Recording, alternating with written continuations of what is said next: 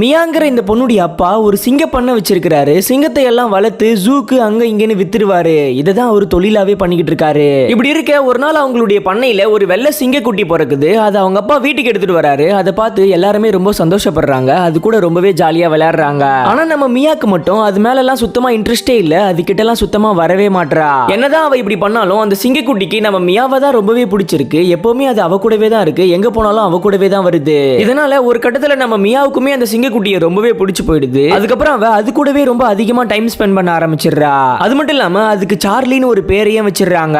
இப்படி இருக்க ஒரு நாள் நம்ம மியா சார்லியை விட்டுட்டு டூருக்கு போயிடுறா. போன இடத்துல நம்ம மியா சார்லியை நினைச்சு ரொம்பவே ஃபீல் பண்றா. அது மட்டும் இல்லாம இங்க நம்ம சார்லியும் மியா இல்லாததுனால சாப்பிட மாட்டேங்குது, குடிக்க மாட்டேங்குது. மத்த விலங்குகள் அதை கடிச்சா கூட திருப்பி சண்டை போடவே மாட்டேங்குது. அந்த பக்கம் நம்ம மியாவால சார்லியை பிரிஞ்சு இருக்க முடியாம டூர்ல இருந்து பாதியிலேயே கிளம்பி ஓடி வந்துடுறா. இந்த விஷயம் தெரிஞ்சு அவங்க அப்பா அம்மா வெளியில ஓடி வந்து பாக்குறாங்க. பார்த்தா மியா வந்து பாலை ஊட்டினதுக்கு அப்புறம் தான் சார்லி பாலை குடிக்கவே ஆரம்பிக்குது.